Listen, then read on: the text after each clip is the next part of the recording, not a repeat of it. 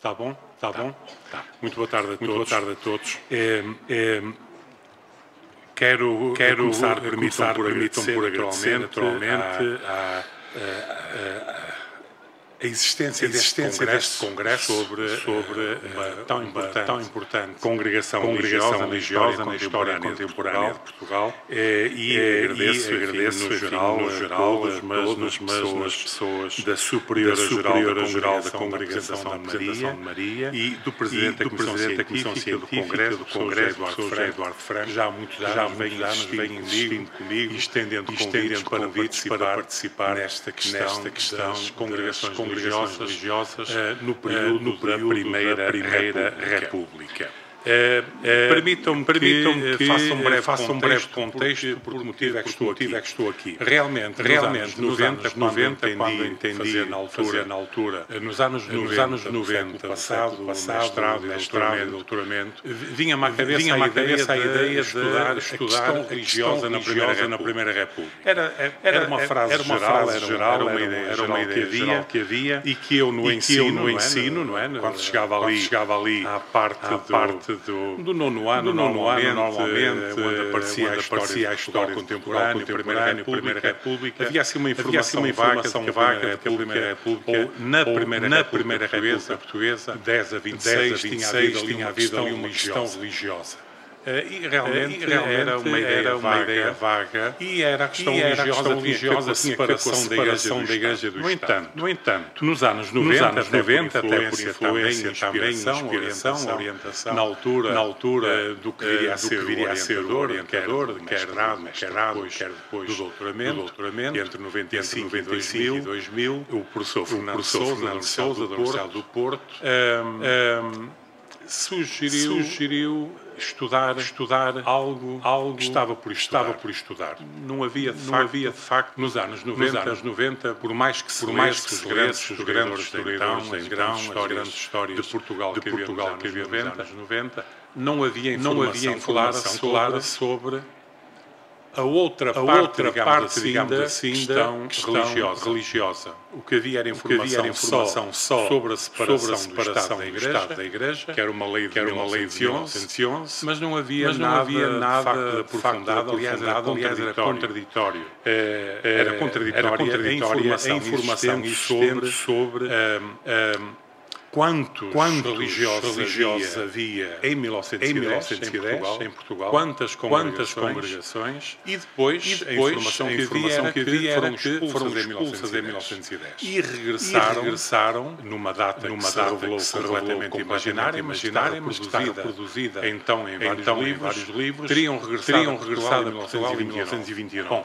Bom, o trabalho foi esse, e entre 1993, 94 até ao ano 2000,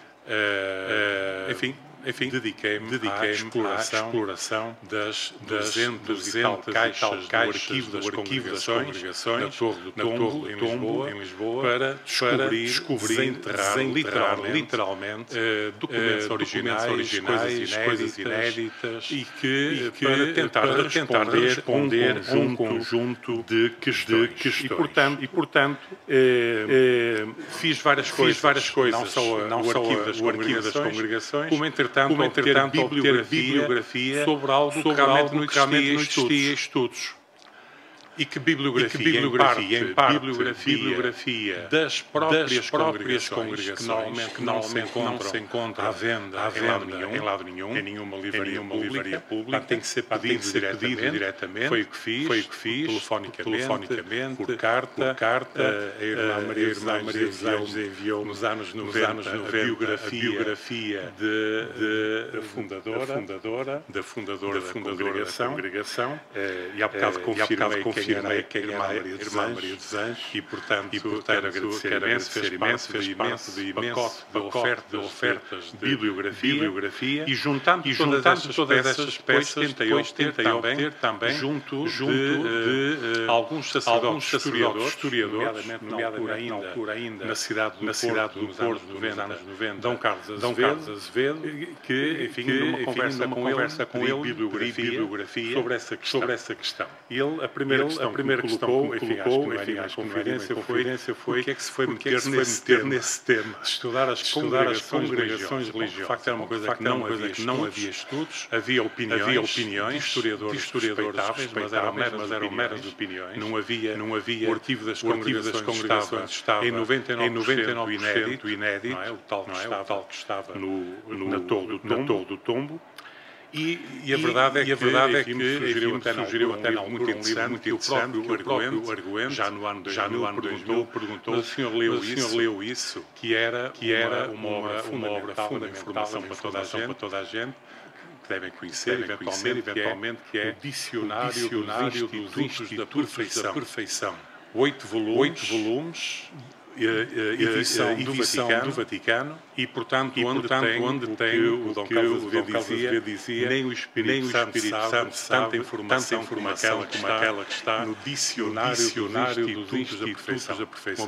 Uma maravilha. Felizmente esses 8 volumes estão na biblioteca da Universidade Católica do Porto, e portanto pude consultar informação extraordinária que está nessa edição. Bom, seja como for, isso levou-me ao fim destes anos todos. Enfim, não há outro termo. Apaixonei-me pelas congregações religiosas, mas num dado período. O final da monarquia constitucional, aqui se falava nessa comparação, o final da monarquia constitucional, a propósito para o mestrado, a propósito da lei de 1901, em que Ribeiro, no contexto da monarquia constitucional, tentou de alguma maneira dar alguma legalização àquilo que era óbvio, que as congregações religiosas, apesar da proibição de 34 já cá estavam todas, e outras novas, etc., que ao longo do século foram entrando. E isso foi para o mestrado. Depois, para o doutoramento, foi então o grande desafio de desenterrar literalmente aquelas 2 centenas de caixas que eram fruto de uma coisa que daqui a bocado eu vou falar, que é do célebre das congregações da Primeira República, do qual não havia literalmente nada escrito. Porque era um dos instrumentos de controle da repressão das congregações religiosas nesse período. Bom, enfim, vamos entrar naquilo que é a nossa apresentação. E realmente, resumindo, quero destacar que algo que aconteceu e, portanto, o título está muito bem escolhido. Quem o escolheu está muito bem sugerido. Anticongreganismo. Resistência, 2, e depois para concluir a fundação de novas congregações. O que era uma coisa extraordinária. Quer dizer, anticongreganismo era o que se imaginava que durante a Primeira República tinha sido. Mas essencialmente o que se falava nos livros de Portugal era do anticlericalismo, uma coisa diferente. O anticlericalismo, a lei da separação, a expulsão, exílios de bispos, etc. Enfim, padres também fora das paróquias, desterro, mas isso era o anticlericalismo da Primeira República. Mas aqui estamos a falar da resistência ao anticongreganismo. Já lá vamos. E depois no final, obviamente, das novas congregações. Ao longo da Primeira República, dizendo desde já, a maior parte das casas ficou aberta, mais ou menos legalmente, mais ou menos toleradas, uma boa parte, pelo menos. Ao contrário do que se imagina, e do que seria uma certa narrativa que convinha a todos, quem envolve as partes todas, afinal a presença das congregações foi muito significativa, apesar de legalmente estritamente proibida. Por outro lado, há um fenómeno que é absolutamente extraordinário, que é o aparecimento de 5 novas congregações. 5 novas congregações, uma delas fundada pela Madre Teresa, pela Madre Maria da Santíssima Trindade. Vejamos então o que aconteceu, afinal, o que é que aconteceu? Estas eram as questões que era preciso responder sobre o que é que aconteceu e que não estava ainda investigado. Que modalidades assumiu essa perseguição às congregações? Quais foram os instrumentos de combate anticongreganista, instrumentos legais e outros? Foram ou não efetivamente extintas todas as congregações? O Pombal era jesuítico só. 34 expulsou os homens, manteve as mulheres até que a última morresse. Claro que ia mudando o nome e tal, e prolongando ao longo do século XIX. Mas em 1910, aparentemente, foi tudo expulso. Aparentemente. E depois as grandes questões também eram chegou a República a conhecer realmente qual era o papel das congregações e a influência que tinham, ou terá tido essa percepção, já veremos. Quando é que começa efetivamente o regresso dos religiosos, porque normalmente se foram expulsos, então regressaram. E realmente há regresso ou há manutenção. Será que muitos nunca chegaram a sair e a abandonar as suas práticas comunitárias e fundaram-se então novas congregações, apesar de legalmente proibida qualquer atividade congreganista? Bom, então realmente o que nós temos é dois instrumentos imediatos para o anticongreganismo, um ponto a ponto. A Lei de 8 de Outubro e reparem, a primeira lei não foi da separação. O primeiro decreto foi 3 dias depois que a maçonaria tomou conta da Primeira República do país, diretamente proibiu as congregações. O primeiro decreto é de 8 de outubro. O da separação é só em abril do ano que vem, 1911. O primeiro é correr com as congregações. O que logo na Constituição de 1911 está reafirmado na Constituição, que foram postas fora e não regressam mais. Não há mais.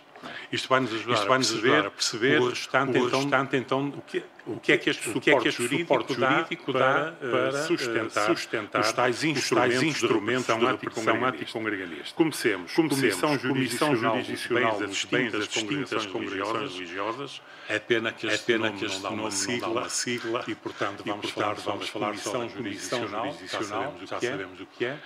O Arquivo das Congregações, / Museu e Biblioteca das Congregações, e uma coisa sinistra que foi criada em 1921, a Inspeção Anticongreganista. Comecemos para o primeiro instrumento de repressão anticongreganista, a Comissão Jurisdicional. Foi criada em 1910, logo em 27 de dezembro. Passado tempo, não é? Outubro, 8 de outubro, proíbe, expulsa tudo que é congregação religiosa, masculina, feminina, tudo que se fosse, que ele já na altura não tinha a mínima ideia quantas eram, mas a lei dizia eram todas. Tudo que fosse tinha que sair. Ou ir para casa, etc. Portanto, foi logo a 27 de dezembro foi criada uma comissão. Esta comissão jurisdicional tinha que ver com a propriedade dos edifícios. A propriedade dos edifícios. Isso foi até aos anos 30. Foi sempre por causa da questão da propriedade. Quem é que ficava com aqueles milhares de edifícios que pertenciam às congregações religiosas? Então essa comissão evoluiu para esta coisa, não é? Comissão jurisdicional, ainda não passei. Portanto, criada a 27 de dezembro, encarregada de apreciar todas as reclamações, porque muitas das congregações eram propriedade de estrangeiros. Algumas eram propriedade de ingleses, por exemplo, não é? Desde o Redmaker, que veio para cá já em 1848, depois por aí fora, alguns eram de propriedade estrangeira. Então os governos estrangeiros começaram a reclamar daquela expropriação automática que a lei de outubro tinha determinado. E, portanto, essa comissão foi criada com esse objetivo imediato de apreciar os processos de reclamação e tal, para ver a quem é que pertencia. O objetivo era pertencer ao Estado português. E tiveram logo desde o início uma torrente de reclamações apresentadas por congregações no estrangeiro ou por indivíduos que diziam que eram deles e não eram congregação a propriedade. Enfim, isto aguentou até 1921 esta comissão jurisdicional, porque o seu líder, que era um mero vogal, mas se tornou líder mesmo, em 1921 passou para inspetor anticongreganista. Então continuou a atividade, já não como comissão jurisdicional, que foi acabando e cujas funções passaram para a inspeção anticongreganista. Depois, enfim, a título mero, será publicado em livro, imagine, portanto, o texto completo será escrito, mas foi dissolvido em 1926, juntamente com uma outra comissão que havia relativa aos bens por causa da lei da separação, sempre a questão das propriedades, e foi criada depois uma outra comissão chamada Comissão da Administração dos Bens que pertenciam às igrejas e às congregações. Isto já no período após 26. Depois foi criado também uma coisa chamada Arquivo das Congregações. O Arquivo das Congregações não é o arquivo que está na Torre do Tombo. Esse arquivo da Torre do Tombo veio deste Arquivo das Congregações. O que é que é o Arquivo das Congregações? Como é que ele se constituiu? Através do roubo automático, expropriação dos edifícios, tudo que estava lá dentro. Sempre algumas caixas que estão no Arquivo Tombo são caixas com fotografias. Só alguém conhece o relativo até algumas dessas congregações e ordens é que poderão saber quem é aquela gente que ali está, não é? Alguns do fotografia, mas aquilo era tudo. Não vou estar a falar das congregações, mas a forma como encontrei ali nos anos 90 era a maior balbúrdia, não é? Não tinha qualquer sequência, qualquer lógica, porque digamos, estava aquilo. Em 1910 as casas foram ocupadas, tudo que era documentação foi entregue a este Quelhas 6, que era uma antiga casa jesuítica, em 1910, e foi lá que foi instalado o arquivo e também o projeto do museu e da biblioteca congreganista das congregações. Qual era a ideia? A ideia era as congregações acabaram. Qual é o melhor lugar para as congregações? É um museu. É um museu porque é uma coisa que já acabou, já é passado, já não volta. Então, a ideia era o arquivo, recolher toda a documentação para conhecer as congregações, etc. E depois era também um museu e a biblioteca também fruto do roubo, não é? Recolha se fez em todas as casas. A ideia era curiosa no sentido do contexto, criar um arquivo, disponibilizar, mas o seu diretor era o tal que viria a ser, veio da Comissão Jurisdicional. Em 1921 era o inspetor para ver se as congregações andavam por cá ou não. Parece que sim, desconfiava. Já cá estava, porque nunca tinham saído. E, em terceiro lugar, ele acabaria por ser o próprio diretor deste arquivo das congregações. Portanto, ele controlava realmente este instrumento de repressão. O Arquivo das Congregações e também um museu foi inaugurado. Ora, já está aqui. O Arquivo das Congregações foi inaugurado a 4 de outubro de 1924 pelo inefável Presidente da República, o Teixeira Gomes, e foi mesmo inaugurado. Ele não teve, foi visitante. Depois, porque estamos já em 1924, o Grainha, o diretor de tudo e mais alguma coisa que fosse perseguir congregações. Um parênteses, o Grainha tinha sido estudante jesuíta na Guarda, quase ordenado padre, mas depois acabou por abandonar e tornou-se o perseguidor de estimação não só dos jesuítas, mas do conjunto das congregações. E a verdade é que em 1921 parece que havia congregações cá em Portugal. Pensavam os republicanos.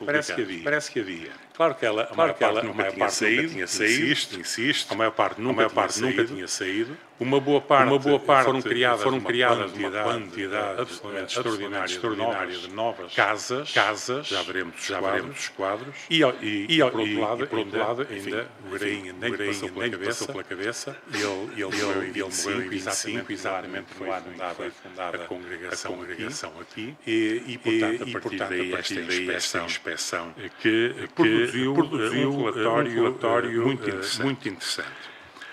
Ele só identificou que havia algumas congregações aqui nestes lugares. Que é muito interessante. A maior parte ali no Alto Minho.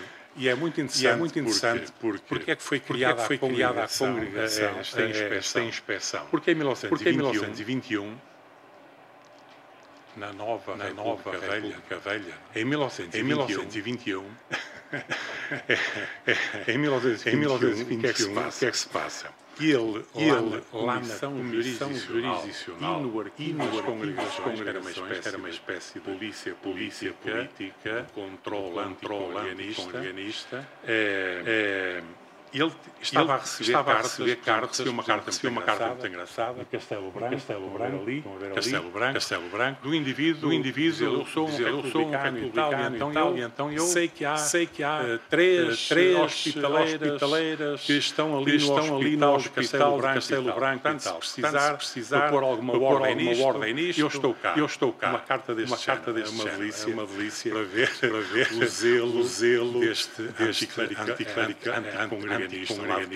Castelo Branco. Mas a carta mais interessante começou a preocupar mais o Grainha, o grupo dele, mais radical, mais ligado ao Afonso Costa e à maçonaria, foi aquela situação do Alto Minho. Ele dizia que ele não recebeu a carta do cônsul em Tui, do cônsul de Portugal em Tui, quando estavam acantonadas uma quantidade de congregações, casas mais que saíram para lá, mas acabaram por regressar, não é? Ora, vou passar. Vamos para já o mapa. E então esse cônsul dizia, eu não consigo controlar o movimento da fronteira. Não consigo impedir que as religiosas, principalmente, atravessam a fronteira para lá e para cá, e portanto não há forma de controlar e de impedir estes movimentos. Isto começou a preocupar e ele lá fez criada esta inspeção, ele que já vinha na comissão jurisdicional, que já era o diretor do arquivo, biblioteca e museu das congregações. Passou a ser também o inspetor das congregações. E fez cartas aos governos civis, aos superiores das ordens que ele sabia que estavam em Portugal, até porque muitas delas nunca fecharam, porque eram serviços do Estado português tinha capacidade, nomeadamente na área da saúde mental, da social, etc. Muitos continuaram cá, com autorização mesmo. E então ele dizia que as casas mais adulteias dos franciscanos, das hospitaleiras que estavam nesta altura, por todo lado, do Sagrado Coração de Maria, do Bom Pastor, das Franciscanas Maria dos Jesuítas, eram à volta de, supunha-se, só em Tui. Eram à volta de 111 religiosos que estavam ali em Tui, mas que entravam e saíam pela fronteira. E, portanto, daí que ele, apesar de tudo, lá conseguiu alguma informação porque a maior parte dos superiores não responderam, E os governos civis também não sabiam o que haviam de responder, porque não tinham colaboração. Normalmente eram escolas em que as professoras diziam que não eram membros de congregações religiosas, sendo não eram, o nome era o nome civil, não o nome religioso, e portanto mesmo os governos civis não sabiam o que é que haviam de responder lá. A verdade é que foi feita lá esse relatório, mas enfim, não fazia a mínima ideia quantas eram. Isto foram os instrumentos de repressão. Por outro lado, temos agora também instrumentos e formas de resistência das congregações.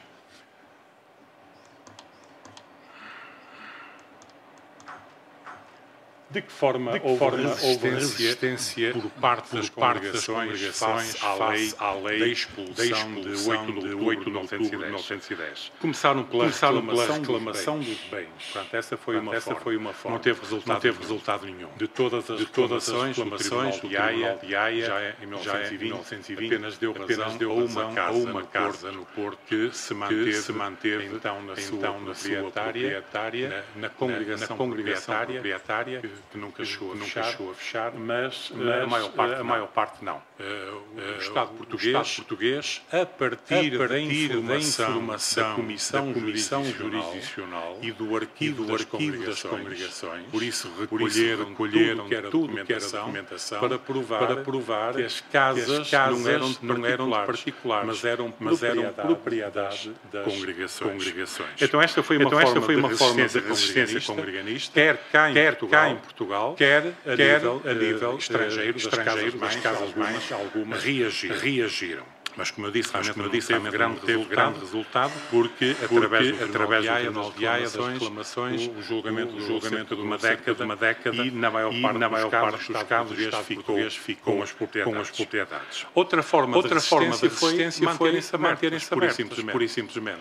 Temos um caso muito curioso no Porto, que é a Casa das Irmãzinhas dos Pobres, no Porto, que não fechou. O Estado português não sabia o que havia de fazer. Portanto, era uma espécie que nós chamaríamos hoje lar da terceira idade, e portanto o Estado português, na altura, Afonso Costa, não sabia o que é que havia de fazer. Ele era o Ministro da Justiça e Cultos, era o nome do primeiro Ministério da República.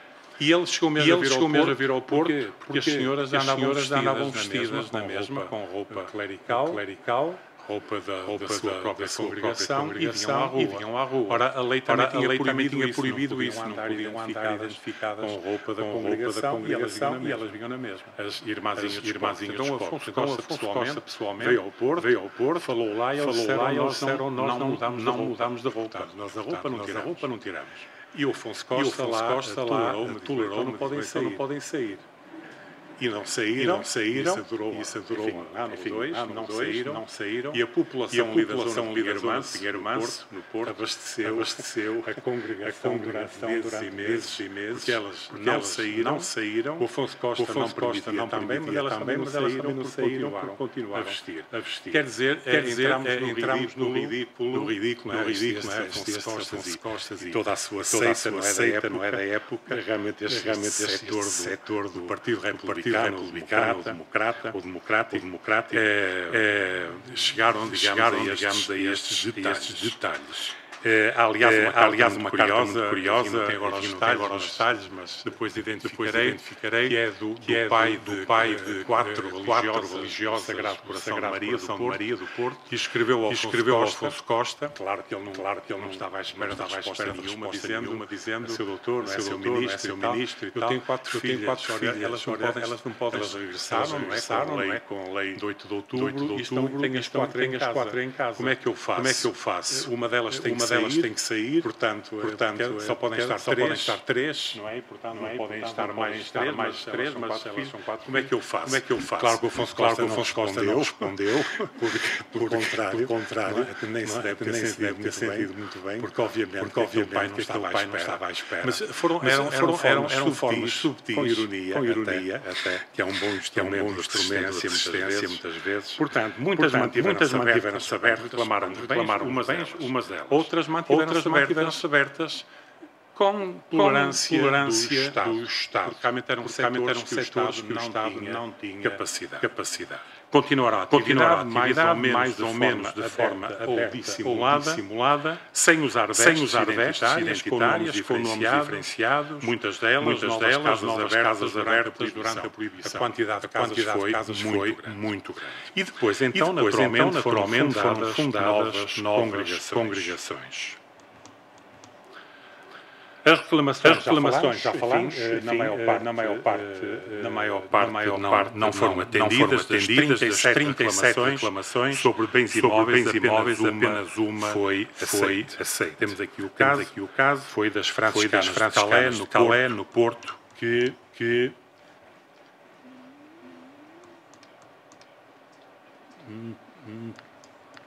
não aparece aqui o quadro. Mas eu tenho aqui. Foi apenas das franciscanas no Porto, aliás ainda existe, ainda lá está essa casa que foi aceito. O resto foi tudo dos espiritanos, da Sagrada Maria, dos jesuítas, etc. Tudo se manteve na posse do Estado. Comunidades com instalações próprias que se mantiveram abertas. Reparem, asilos, residências, sanatório, hospital. Portanto, eram de facto nestes setores que o Estado da Primeira República não teve capacidade. Hospitaleiros, Leal, enfim. Portanto, eram várias destes tipos de comunidades que se mantiveram a funcionar. Que não fecharam, não saíram, sempre lá com aquele controle para se manter as suas vestes congregacionais não podiam sair. Depois continuaram a atividade de forma mais ou menos aberta, dissimulada, sem usar vestes. Bom, este é o quadro. Isto foi transformado agora para perder os títulos, mas é Casas Abertas durante a República. Casas Abertas. Só em 1911, poucos meses depois da lei da proibição e da expulsão, foram fundadas 8 novas casas pelas congregações que cá estavam. E por aí fora. Reparem o que é curioso. Em 1921, que é quando o Grainha e a República cria a inspeção anticongraganista, foram criadas novas casas. E entre 21 e 23 foi quando durou o período do relatório da elaboração do controle da inspeção anticongraganista. Foram fundadas 9 em 21, 15 novas casas em 1922 e 12 novas casas em 1923 e até 26 mais 11 e depois mais 13 novas casas. Tanta continuação de novas casas que foram criadas ao longo deste período até mais intensivo de perseguição na década de 20. Congregações femininas, reparem. Temos aí uma listagem, não vamos tratar disso, não é? Em 1910, com o estudo da lei de 1911, conseguia estabelecer números aproximados, em princípio, das casas que existiam, etc. Em 1910. Mas reparem, em 1926, onde não deveria haver nenhuma, havia uma da congregação da Companhia de Santa Teresa, 9 casas dominicanas, de Santa Catarina de Sena, 8 das Doroteias, 58 casas das franciscanas hospitaleiras. Havia 58 casas em 1926. Casas onde havia 3 ou mais religiosas neste contexto. 10 das franciscanas missionárias e por aí fora. Em 1926 havia 123 casas abertas a funcionar das congregações religiosas. As masculinas eram menos. Também havia, de qualquer maneira, em 1926 havia 28 casas masculinas em 1926, congregações religiosas masculinas. Um aspecto muito interessante para perceber qual era o objeto, a justificação da senha persecutória especificamente às congregações, é a atividade das casas congreganistas em 1910. 40 asilos, 80 colégios, 23 conventos, 48 hospitais, casas que funcionavam em hospitais, 15 recolhimentos, 23 residências e depois havia seminários, casas para regeneração, pastor, etc. Em 1926 havia 26 asilos, 32 colégios, 35 casas em hospitais, 28 residências e por aí fora mais oficinas São José, orfanatos, etc. Portanto, a atividade era muito rica na mesma durante toda a República, apesar da perseguição. E depois então a situação que nos leva no título, a fundação de novas congregações. Em plena vigência, 5 minutos. A plena vigência da inspeção anticongreganista, em 1923, criadas servas de Nossa Senhora Fátima, 24 as criaditas pobres, a fundação às vezes nem é o próprio reconhecimento, a direção canónica, não é de facto a fundação, a criação, a decisão da criação. Em 25 as irmãs da Maria, naturalmente. Em 26 as religiosas para a Senhora das Dores de Fátima, que juntamente com as servas de Nossa Senhora de Fátima foram inspiradas pelo formigão, ligado a todo o fenómeno de Fátima, e em 26, ainda antes do 28 de maio, as oblatas do Divino Coração. Enfim, eu coloco aqui, sairá em texto completo, alguma informação sobre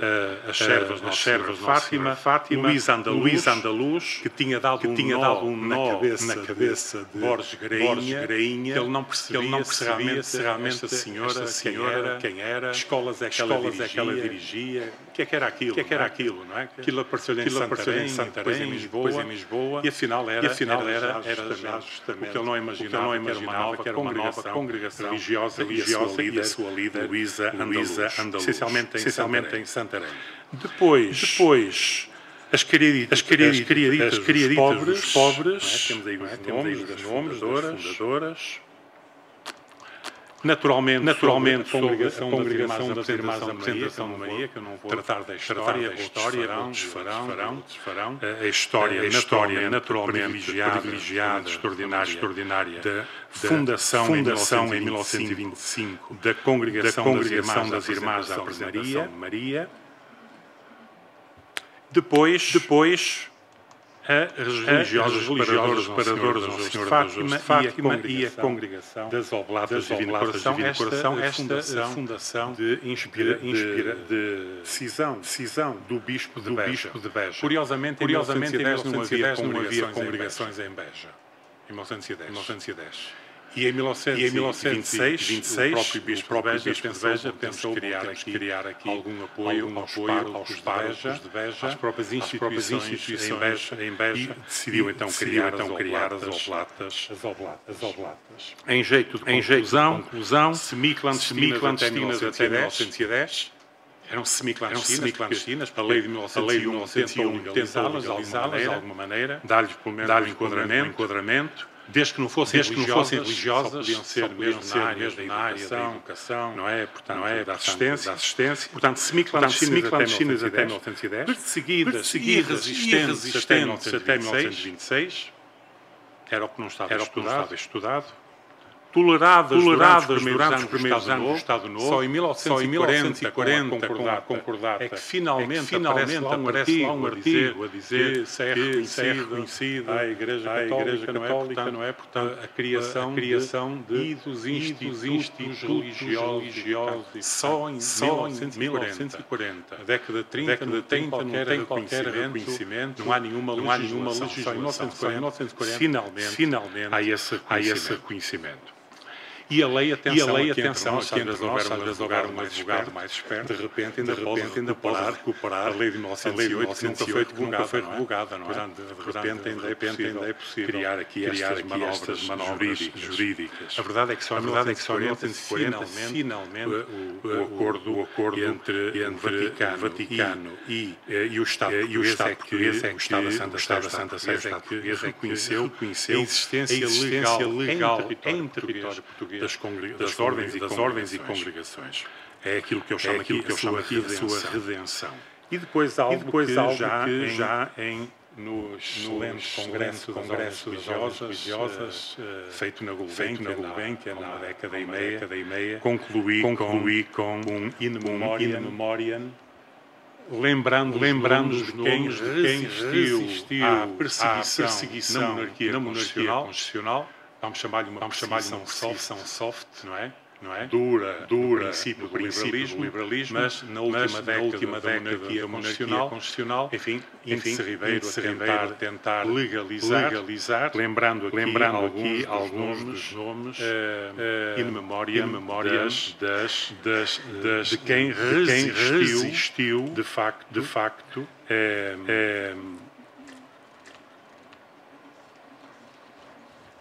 e naturalmente também lembrando os nomes das congregações que já no período duro da perseguição em Portugal durante a década de 1920, que foi um retroceder da perseguição de 1910, imediatamente. Lembrar também em memória estas pessoas resistentes da liberdade religiosa em Portugal e da liberdade da atividade da Igreja e das suas congregações religiosas. Muito obrigado.